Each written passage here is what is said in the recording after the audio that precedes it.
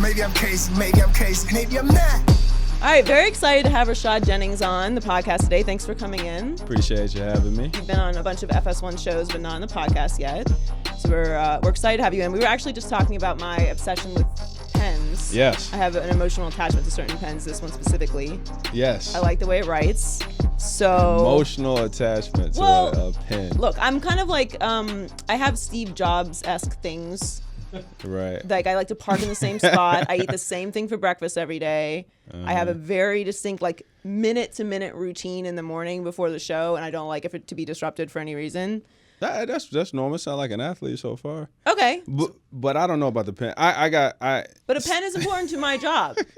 So I asked her, just so y'all know, whichever camera, I asked her if I can borrow her pen, and she said no, she'll just give me my own. I'm like that with food. Like if we go out to eat, I'm not trying to share my food. I just get you your own meal. Oh, you're not a food sharer? I just get you a whole entire meal. I'm a big food sharer. So it's similar. Yeah. You know. But food is more social. Like, do you have a bunch of brothers and sisters? 2 older brothers. Okay, so I have 2 older. So 6 brothers and sisters. So the food sharing thing is like not available. So like, you'll share your food, but you won't share your pen. No. To write the tip. Because I think, I need this pen. But you're a writer. So Rashad has several books, The If in Life, and you also have a children's book series, Arcade, and you have several of those, Arcade and the Traveling Guide, the Triple T Token, the Dazzling Truth Detector, and the Fiery Metal Tester. Is that out yet? Yeah, so those last 2 that you mentioned come out this year. Okay. One February 10th, and then the other one we're trying to figure out the date in the summer. Okay, so it's coming out soon. Yeah. That's exciting. Yeah. But when you write, do you only write on the computer or do you write with a pen? So I write with everything. Use typically a pen. I get most of my ideas. Most of my ideas come from when I fly, and I fly all the time. So typically I just it's something about the relationship of actually writing on paper that's like kind of creative to me. I agree. I can't. So like a lot of people in the business like to use a tablet, and I have my computer on set when I do the show because I got to look stuff up and like talk to my producer and stuff. Right. But like I need to write. And another thing I actually do is I will actually auto it. I would speak the book too. Like, so I actually just hit record, or I let Siri just. It for you? Yeah, typically. But I have to go back. So you're the person that uses Siri. I will use Siri in a minute. It'll mess up my text if I'm texting you. Half the time she don't hear me right. I got to go back and edit. But yeah, I will do that. It helps out a lot. I made that mistake once on Undisputed. You text, you use, I had Siri on. You remember when like the new phone came out and Siri was super sensitive? And like it thought you said, "Hey Siri," and it really like we weren't talking to you, honey. It was sitting next to me on set and it was recording like Skip's whole rant. And I saw it out of the corner of my eye and I just had a full-on panic attack. Because once it stops recording, it's going to start playing it back mad loud. Right. So that had to get turned off. Anyway, okay, so that's interesting. So your new book is coming out February 10th. Which one? Is it the Truth Detector that's coming out? Yes. February 10th. Okay, so check that out. Did you watch the game? I did watch the game. So I was on a flight, so I caught majority of it. I didn't catch it all, but what a game. I didn't think it was going to turn out that way. I thought it would be closer, but I picked LSU to win. I love Joe Burrow. I've loved him all season, so I'm not like new to the bandwagon. He balled out this year. I personally do not understand what anyone's hesitation with Joe Burrow is. If you can poke a hole in his game, because at this point I can't, what is it? It's hard to. He's consistent. His timing with the ball is great. He can run. He puts the ball in the right spots. It's hard to pick anything at him. Coming from last year, he hasn't had a year like this consistently. No one on earth has. Literally no human person that's ever played college football has had this year. Right. So that's why it's easier to poke a hole in somebody who blows up like this. So it's like you feel as a one-hit wonder. Same thing with people going to say right now about Lamar Jackson until he comes back next year. It's just you had such a great year that it's hard to improve from it. So it feels like it's fake. But I'm not saying it is, but that's the attitude where people are coming from. Isn't the goal to get better? Yeah, you put out a body of work, and that hopefully becomes greatness becomes a standard, and then you try for excellence. And he's obviously going to come out this year. Odds are he's going to be picked up by Cincy, and we'll see what he does there. But I think he's a hardworking kid. We've seen a big transition in his game from one year to another. Obviously, he has one of the better teams around him. He didn't have to carry the whole entire team. I mean, people would argue they still could have won without him. Some people said that, so I don't know. Listen, some people believe Look it up. I need to call them. I mean, listen, I don't think I'm exaggerating what I watch. Like, I don't know. Are we all watching the same game? Because I feel like I don't get it. I don't see it.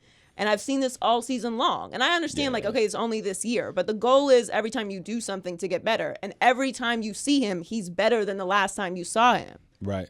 Now, obviously, eventually you're going to, water reaches its level. Like, I'm not saying I don't want to project. I hate when we do this when players come out in the draft. We're like, oh, he's the next Montana. He's the next Brady. Right. Everyone was saying Baker Mayfield was the next Russell Wilson. Like, no, he's not. Right. First of all, no. There's like those people are themselves. Like you're talking about all-time greats, and none of them have anything in common with each other. So like, chill. Can they just be themselves, and we'll see what they develop into? I know that's not as fun because we want to know what we're getting, but the fact of the matter is the draft is a crapshoot anyway. Nobody really knows what they're getting. Right. It's going to be a crapshoot every single year. You have some guys come out, from 6th round, 7th round free agency that plays 15 plus years and become a Hall of Famer, and you got some first round that become a bust. I came out in 2009, and I was the 20th running back picked, and the guys that were in front of me in the first round, I think they played maybe 4 to 5 years, if that.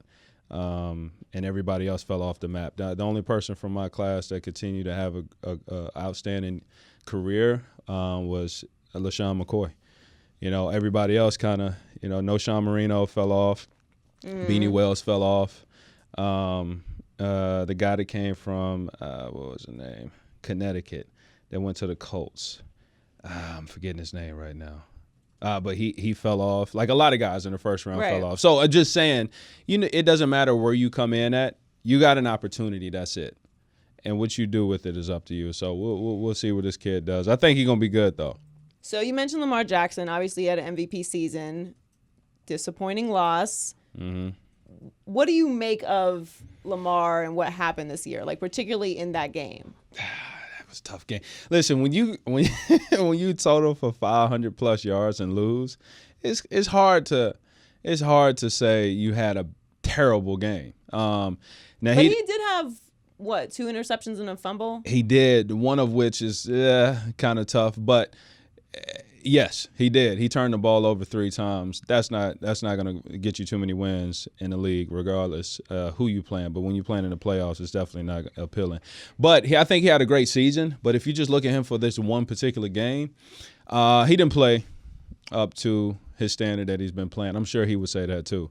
But I can't take away how awesome of a season he had based upon one game. Yeah, I think what happened with Lamar is expectations, right? Like everybody got crazy because he had an unbelievable MVP season. Unreal. And then it became this whole, whoop, whoop, big trust, like everybody's against us, Everybody doubted Lamar even though he went in the first round. And, the story with Lamar as far as that went kind of got exhausting for me. Like, okay, nobody saw this coming. By the way, Ravens did not take Lamar Jackson as their first pick in the first round. Just, you can Google it. It's facts. They passed on him.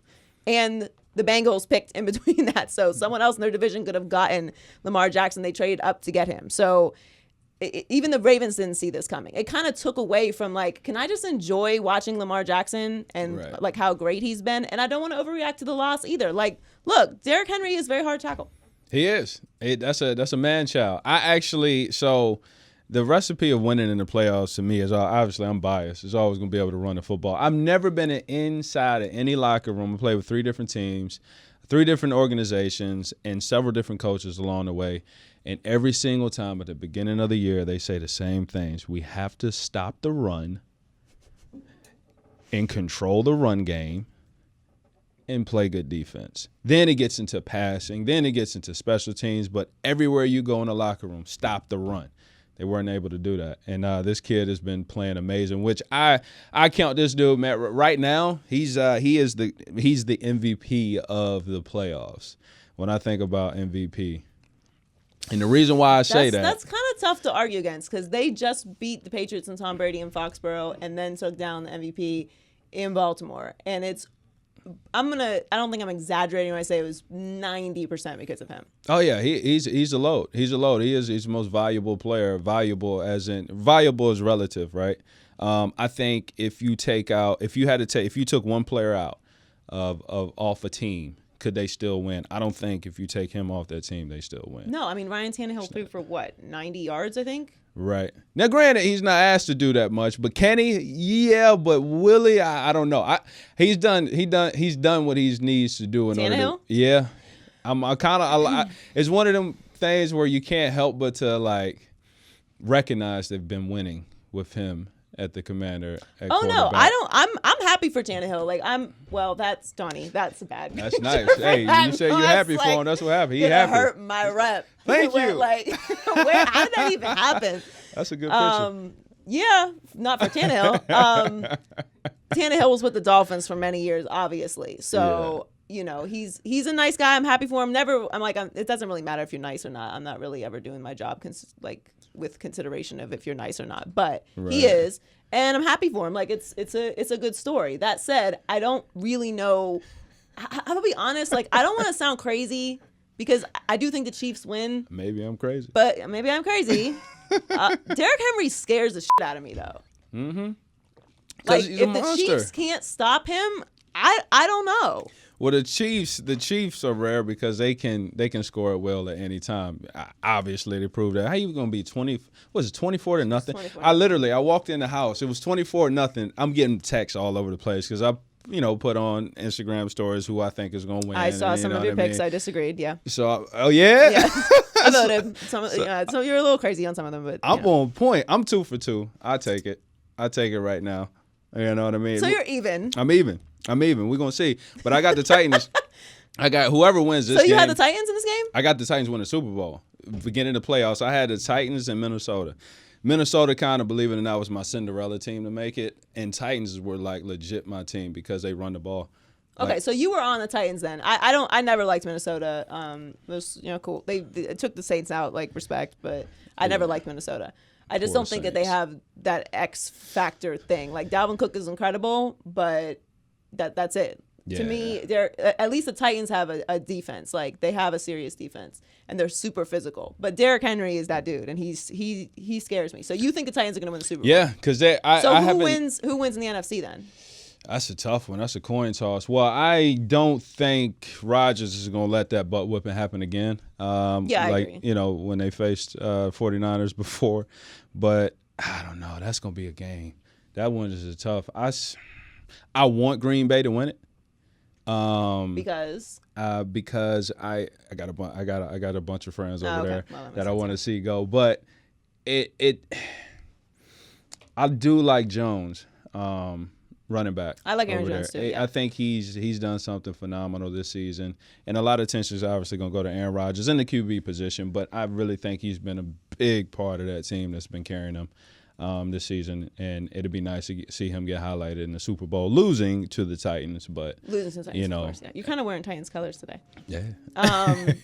I actually don't think quarterback play is what's going to be important in this game. I think it comes down to if Aaron Jones can get going, because I think that the offense really goes through Aaron Jones this year.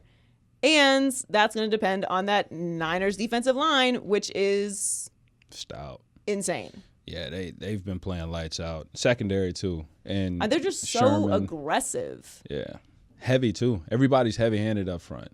Bosa's starting off everybody flying around. And that's just, you know what? Kansas City's been coming along. Kansas City's defense is a lot better this year. And, especially in the second half of football. Obviously, people putting up points, but it's a track meet with them. You can't stop their offense.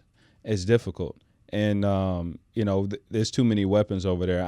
I think the Titans are going to struggle a little bit. But what the Titans have the upper hand with is slowing the game down because they control the clock. And that's what happened with Patriots. Yeah. When you control the clock, it's hard. And you can't. Well, when you control the clock, every possession matters so much more. Right. And not listen. I want to be clear. I picked the Chiefs to go to the Super Bowl. I'm sticking with it. I do think the Chiefs win this game. But just kind of like LSU. Like I picked LSU, but I felt like it was going to be close because it's Clemson. Like they've been there. How many the past 4 years? Trevor Lawrence is done this already. Like you can't just disrespect that. I don't know. I really don't know how close it's going to be. I do think the spread is a little bit ridiculous. I'm taking the Titans to cover the spread, but I don't know. I mean, so the result of this play was Earl Thomas was over there afterwards. Like he just tossed him. Yeah, I saw a bunch of memes with like that saying, like a child. When you hit somebody so hard they turn into a lead blocker or something like that. He turned around. That was the funniest meme I've seen. Yeah, and he's no joke either. It's just Derrick Henry's just so giant. He reminds me of Eric Dickerson, the way he runs, because he runs just straight up. Yeah, just Eddie like George. This. Yep, straight up. And it's just like a straight track run when he gets going, and his knees are up, and he just is taller than everybody. Yeah. Just like, so when we looked it up yesterday, he's only 6'3", right? 6'3", 6'4", 6'3", 6'4". I think that's lies. That's a big man. He looks like he's like 6'7". He looks like a Under Armour mannequin. Like he's giant, and the only way to stop him, you have to get. If you cannot get him to pity pat his feet at the line of scrimmage, it's over. He's so long legged. Him getting the ball and taking 2 steps, he's naturally gonna fall for 3-4, regardless of what you're doing. So you have to be stout at the line. You got to put 8 or 9 in the box, and then Tannehill. And they got skill sets over there that's not gonna allow you to do that. You saw Tannehill put the ball on the money. Didn't he throw for 2 touchdowns? I think. Threw his 2 touchdowns, ball on the money. Like he's doing what's that Derrick needed. Henry also threw for a touchdown. Even there, he threw it for he threw for a touchdown. So them boys are playing. They playing well together. They are a fun team. They're on a high. If they win the Super Bowl, they would have beat every divisional leader in order to get to the Super Bowl. Because they beat the Patriots, divisional leader. Then they beat the Ravens, divisional leader. Kansas City, divisional leader. And then between Green Bay and San Francisco, another divisional leader. They would have been the truest underdog to win a Super Bowl if it happens. Right, but we're going to Miami for a week. Mm-hmm.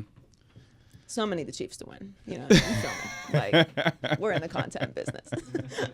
And I can't handle Tannehill playing in a Super Bowl in Miami. That will kill me. Yeah, literally. You get more of those pictures. Yeah, yeah. So there were a couple hires. There was a lot going on with the firings this year, like 5 openings. Obviously, the Cowboys hiring Mike McCarthy, which I really felt like Mike McCarthy would have been a better fit with Cleveland's. Probably not in Mike McCarthy's opinion, obviously. He's in a better situation with the Cowboys. But they hired Kevin Stefanski today. His press conference was today. They hired him yesterday. What do you think of the Browns' future, which is probably the biggest disappointment this year? Yeah, I think for the talent that they had on the team and the roster expectations, they had a down year. A lot of people thought they had a chance to truly go in the playoffs or fight. Their defense was solid. I picked them to be a wild card team. Yeah. I'm a sucker. It happens. I thought they were going to it was going to shine too. But, locker room issues, some concerns with leadership, those things that you would think as a professional athlete you just don't have to deal with. You often have to. A lot of media frenzy stuff, things that take away from the actual game. It really does. It can wear on the team. Truly, I know being in the locker room, a lot of times when you have to have a coach say constantly to dial it in, focus, or to constantly push away media. What causes that? Is that just leadership in the locker room, or is that just like the type of personalities that are on that team? Combination of both. And it's funny when it's certain leaders on football teams that nobody even knows about. Like it could be the special team guy, the long snapper, that if you take him out of the room, it changes. And every team has a couple leaders, or should have a couple leaders, but most of them are not even the superstars, not the one that's on camera all the time. And I don't think the Browns was able to dial it in on that front. Sometimes personalities lead from behind, some lead in front, but I think the Browns need somebody that's a little bit more they need to highlight somebody different. I think other than Baker. Yeah. I think they need to highlight Chubbs. You know what I mean? Let him be the face of that franchise. I think it changes a little bit. just because he's a different guy. Right. You know, let the attention come off the guys that are the superstars and just let them play football. Do you think that Odell is there next year? That's a good question. I mean, it's no telling. You know, my dog's a wild card. Do you want him to be there next year? That's my guy. I don't know. I don't. I'm praying to sports gods along with some other prayers that I have out there, mostly revolving who's going to be in the Super Bowl. But where was you saying? Anywhere, literally anywhere. Cincinnati with Burrow, I would take it. Like there's not a team. There's not a team in the NFL and I would not be comfortable with. Why him not being the Browns? Other than the Browns. Why not? First of all, I have exhausted my amount of energy for Cleveland for like easily a lifetime between LeBron being with the Cavs and now this nonsense. I'm just so Cleveland out. I'm not excited about the Stefanski hire. No disrespect to Stefanski. I just don't know anything about him. Yeah. And they're so dysfunctional and the Browns love to pay people not to work for them. So I don't care about a 5-year deal. Like Haslam's about that paying you not to work for him life. Like he will fire you instantly. I think the last 2 years. You see him in Dallas? That is the sexiest idea I have ever heard. Yeah. Yes, please send him to Dallas. Please send him to Dallas. Hey, let the Giants pick him back up. Yeah, you know what I mean? Why yes, not? I would be happy with him back with the Go Giants. back to like, New York, baby. literally anywhere. And this is not like Cleveland hate. You deserve this. Like you had Odell Beckham Jr., Jarvis Landry, Nick Chubb, Baker Mayfield. Like you had everything, and that was your year. Yeah. Now you got Joe Burrow coming to the division too. So you're gonna have Ben Roethlisberger back likely, Lamar Jackson, and Joe Burrow in your division. Yeah, it's gonna be tough.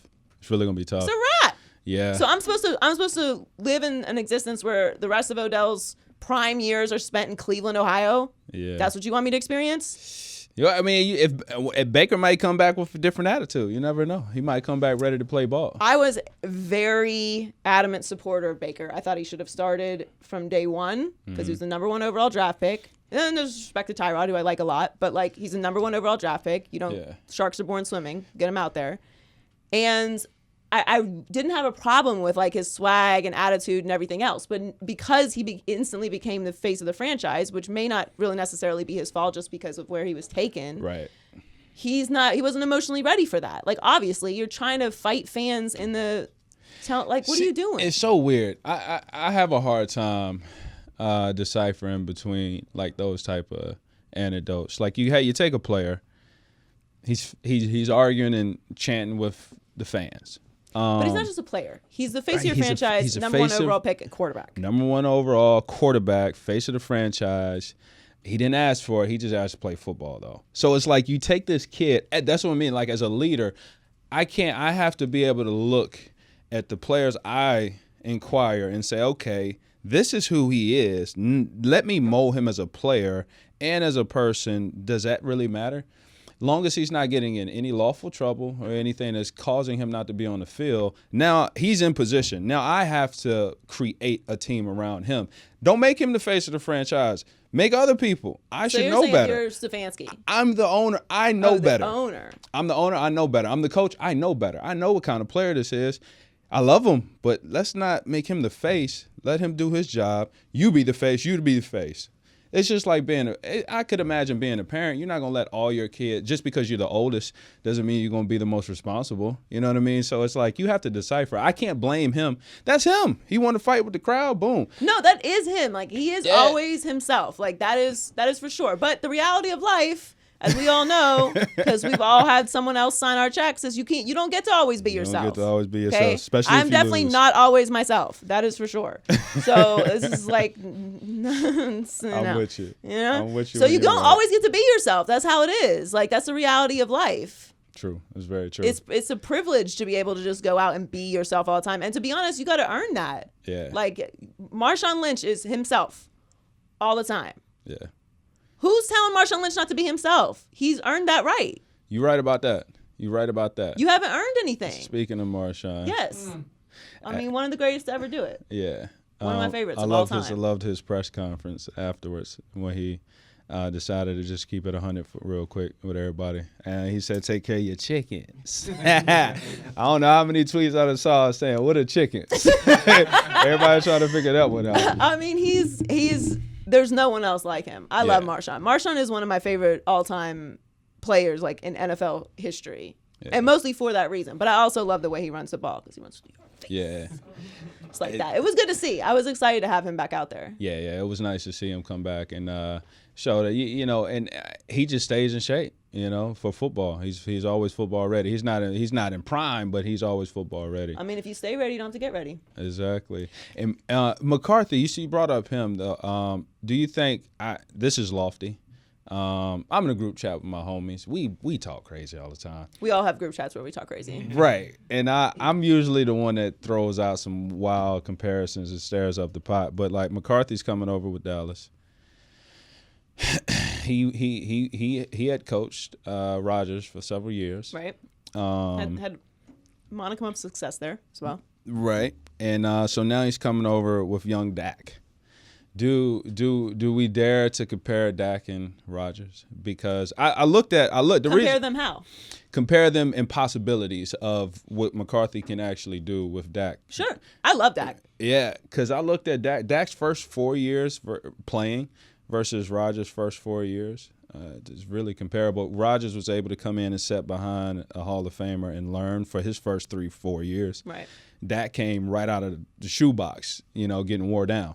And we still haven't seen him get into his prime yet. And so with McCarthy coming over with that mindset of philosophy and that he was able to help a young Rodgers before Rodgers became the Rodgers, I think he's going to be able to do that with Dak a little bit more than people want to give credit to. Yeah, I thought that the way that Mike McCarthy was treated when he left the Packers was fascinating. Mike McCarthy's a Super Bowl winning coach. They went to how many NFC championship games when he was there? Won how many playoff games? He was there with Aaron Rodgers when he adjusted his mechanics to become what he is today. Do I think Dak is going to become Aaron Rodgers? No, because I think Aaron Rodgers is an all-time transcendent talent. But I like Dak. I like his fundamentals. I like his intangibles. He's a winner. He's clutch when he needs to be. Yes, he still is a little raw, but he's a 4th-round pick. There's a reason for that. So I think he's going to get paid this year, and I think Mike McCarthy is going to be huge for the Cowboys. Mike McCarthy is a great coach. What happened with the Packers was because people love Aaron Rodgers, and there was this clash of, Mike McCarthy is lazy, and he's not a good coach, and he's not innovative, and he's stale. And Aaron Rodgers was over it. Anytime there's a breakup, somebody's going to have an opinion about how it went, and the truth is somewhere in the middle. Sometimes this is just not. But this felt okay, you are the coach. You are responsible for some of the success that you've had here. It's not all on Aaron Rodgers. As great as Aaron Rodgers is, keep it in perspective. He only plays one side of the ball. Mm-hmm. So you got to spread it around a little bit. Right. So I think it was a great hire by the Cowboys. That's why I thought it would be great for the Browns, because I think he would be an actual culture builder to actually turn the Browns into a franchise in the NFL. I think this is great. The whether McCarthy is going to be successful or not is on that guy. Jerry Jones will determine Mike McCarthy's success. If he allows him to run football operations, if he allows him to do what he does, they'll be successful. Is that going to happen? Probably not. But that's my opinion of that situation. That's the nut and bolts of it. How would I do in the group chat? It's solid. Okay. You would have been in there. You would have got some thumbs up. You'd have had a couple come at you, but I'm with you. Okay. Yeah, group chats are always interesting. My group chat has actually not going to share, but group chat. That's what we want to hear. That's what we want to hear. No, listen, if you get roasted in the group chat, it's hard to come back from that. Right? It's so tough. So you got to be strategic what you put in the group chat, what you vent about in the group chat. Because I vent about everything pretty much in the group chat. There's no secrets. Yeah. So if you irritated about something or somebody, you got to be careful because they're going to scroll back yo, but you had said this. Screenshot. Yes. I'm screenshotting. Do you remember this? Noted. And then you're going to have to then you get roasted yourself because you backed off of your original opinion. So group chats are always, you got to be careful what you put in there sometimes. That's true. Okay. So before we let you go, you won Dancing with the Stars. Mm-hmm. My brother was on Dancing with the Stars a million years ago. Actually, I don't even remember what year that was. Maybe 2000. How'd he do? 7. He did great. So he was runner-up. Christy Yamaguchi won that year. She's excellent. Yeah. But I had never seen him dance, period, in my life before he got on the show. So when he did, he told me to sign up. I was like, is that a good idea? If you dance at all? I've never seen you dance at all, period. Not even a 2-step at all. So, but he worked really hard and he did great. But it's actually, so if you haven't been to the show, it's actually more nerve-wracking than you would think because, and I don't know if they've changed the like setup since then, but when I went to see him, it's like literally a floor and you're right here, like you're dancing, like they're sliding up to like. Oh yeah, here. you in it? Like you gotta hit the mark, like boom. And it's scary. Like I'm not trying to do that. It's crazy, but you should do it. Did you dance at all before? You signed up for the show? Nah, my family had the same attitude. You was like, none. is Like, this not a at good all. idea? You got no rhythm. You don't like dance, man. Yeah, nah. I mean, I'm smooth now. Listen, I got rhythm. Hey. But no, I'm the guy. I'm the guy that go to the club. I'll be on the dance floor, boom, boom, boom, whatever, just chilling. But no ballroom, like hip hop, nothing properly. I've never properly danced a day in my life. Like, there's a whole deal called frame. My poor partner, she asked me day one. She said, "Let's get in frame," and oh, all right, I guess. I mean, so I put my arm around her thinking she wanted to take a picture. Like, I didn't know what the heck frame was. You know, she's from London. I'm thinking maybe she's talking. She's a you know what I mean? trained dancer. So yeah, there's a thing called frame. I didn't know. I knew. What is frame? So it's actually a proper frame that you get in with your partner, right? So you could be able to lead and follow. My problem is I always want to lead. Yeah. I mean, that makes sense. It makes sense. I'm 5'2" and a female. It makes sense. So generally, it's not usually appreciated. That's anytime I try to dance like you could back lead. Yeah. I don't know what that means. So you're leading. So it's they're male and female the way that they operate on the dance floor or lead and follow. Right. They both have a role, right? And so I can be in the position of a follow and still be led. It's called back leading. Okay. Right. So yeah, you still can lead. It's actually I fell in love with dance. I've truly. So now you post dance videos all the time. Yes. So you just do it for fun now? Super fun. Yeah. You do it like it's like an extra move, like you try and be extra, like because you got it in your bag now. So right.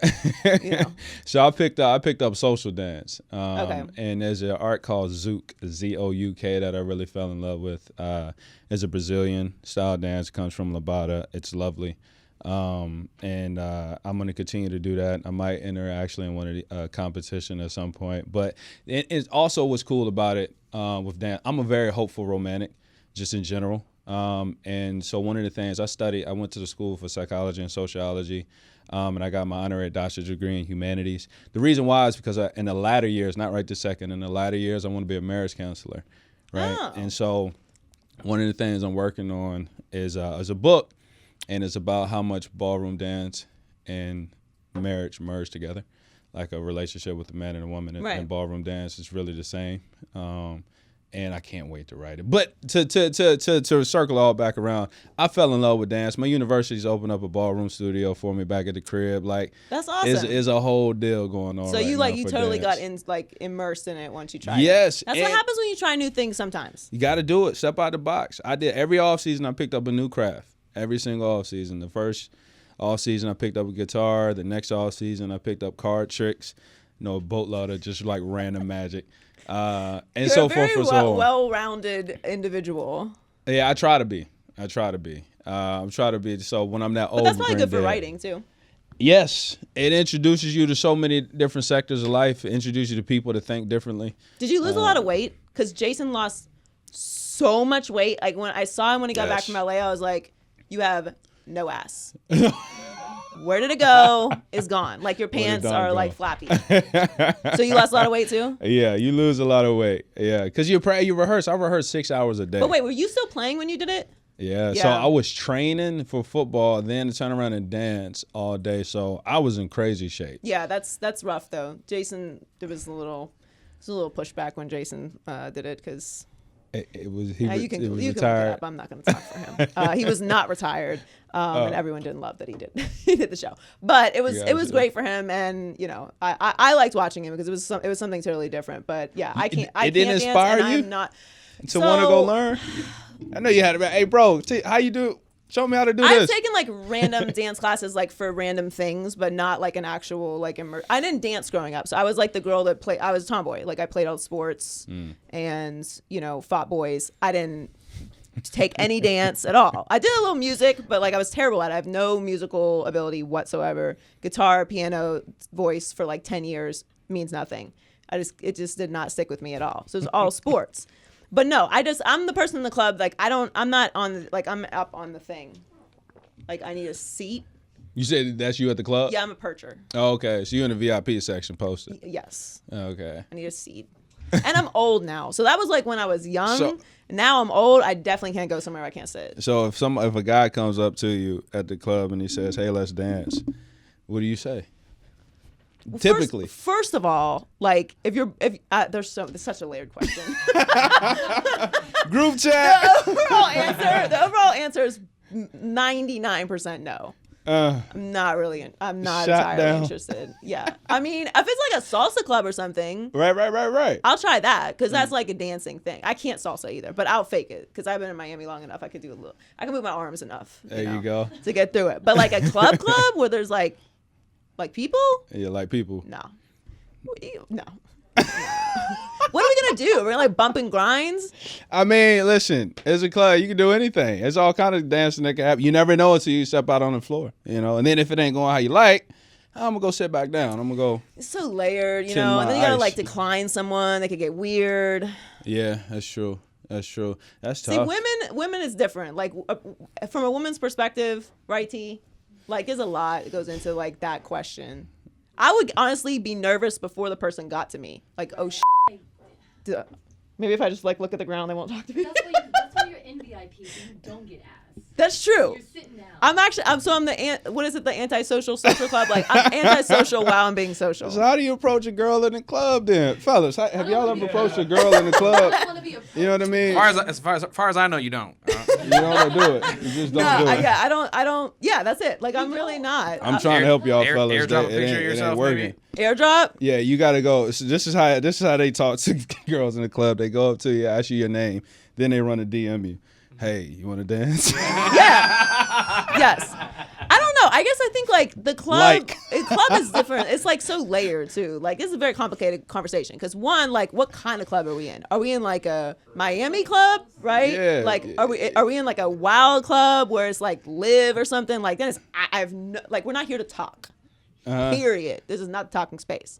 Okay. If it's like more low key a little bit, it's like you can kind of hear the person next to you, like maybe, but like you got to be at least associated with the crew that I came with, like, or you know somebody, like we're not doing like strangers. No strangers. Yeah. No. That's not good. And then if it's like a lounge, then it depends all on how you like how do you come up to me? Like that's very like there's lots of layers to this. Right, T? Yeah, the approach matters. Your approach matters. Generally, like most women do not like to be hit on though. Which is so all right. So this is this is just rule of thumb. I personally feel like and y'all can. I mean, you can say you disagree if not, but I feel like every pretty girl is like a celebrity. Why I say that is because celebrities often have people come up to them that they don't know. Right. You know, that come up to them that want to hold a conversation that they don't know, right? They come up to them when they don't want people to come up. So they just get approached because they're a celebrity, right? A pretty girl is the same way, right? You see a pretty girl is like a celebrity. Hey, I want to come say something to you. I don't even know what I'm going to say yet. But hey, how are you? How's your day? Da-da-da. You want to see how close you can get to know this person, right? So it's... So for a female, that I get it. Females don't like to get approached. I argue, even though I'm not a female. I feel like girls like to get approached. Just maybe they prefer the right way. Or you know what I mean? Like, you know what I'm saying? I get it. Listen, everything in life is like timing and how what you say, obviously, like, but it's so complicated. Like, I might just be moody. I might feel fat today, right? Like, I might just be tired and trying to drink this wine. There's a lot that goes into it, but I think most of the time, if you're just respectful, and girls like to laugh, like say something funny, right? Or like don't just walk up and say something like, "Yo, what's up?" Like this guy, like, what do you want? Or and please don't touch me, please. Hey, come up to you, so baby girl. Let me holler at you real quick. Yeah, don't give me a nickname I don't already have. And most ones that try to talk to you anyway, they be too confident. Like those are the ones that I don't want. Yeah. But see, that's the problem. So here's an issue on the guys. I'm trying to help y'all, bro. Like I'll look, I'll smile, Yeah, actually, that's a good point. We have eyes, so if we make eye contact with you, then you pretty much know what's up. Yeah, that can be tricky. But it's got to be like more than 2 seconds. So here's the thing. If you so a girl setting, chilling by herself, and she doesn't necessarily want to get approached. So you take the confident guy. Boom, he confident. He rolling up in there. He's basically doing the inventory approach of if I try to holler at 20, one of them gonna say yeah. You know what I mean? So he's just taking a shot. We have already assessed who that person is because we've seen you moving around. So that's the confident, smooth guy, right? But then you got the guy that's kind of like the good one, but he's like nervous. And he's scared. But what's the worst that's going to happen? The worst that's going to happen is someone's going to say no. Right. That's tough. Why is that heavy. tough? All right, so just Do you like know how often women are told no? No. Very often about lots of things more serious than getting approached in the club. All right, so it's gonna be all right. Your little ego will survive. Okay. So I get it. I understand that human interaction thing could make you nervous, but like there's more to it than that. the females don't want to get approached and guys don't want to hear no. So it's like something got to give. Something got to give. One day we'll figure it out. Maybe we'll discover it in the book. Okay, that was fun. Thank you so much for coming in. Again, you can check out Arcade and the Dazzling Truth Detector on February 10th. 10th, yeah. On Amazon. Yep. Okay. And anywhere else? Everywhere books are sold, Amazon, Books A Million, anywhere. And you can still buy all the other ones, obviously, too, and the If in Life. I need a new book. Maybe I'll pick that up. Do it. I will pick that up, actually. I'm not going to maybe. I'm going to do that. Thank you so much, Rashad. Appreciate it. And you can follow Rashad at Rashad Jennings on all social media. You can see his dances. Check it out. Check it out.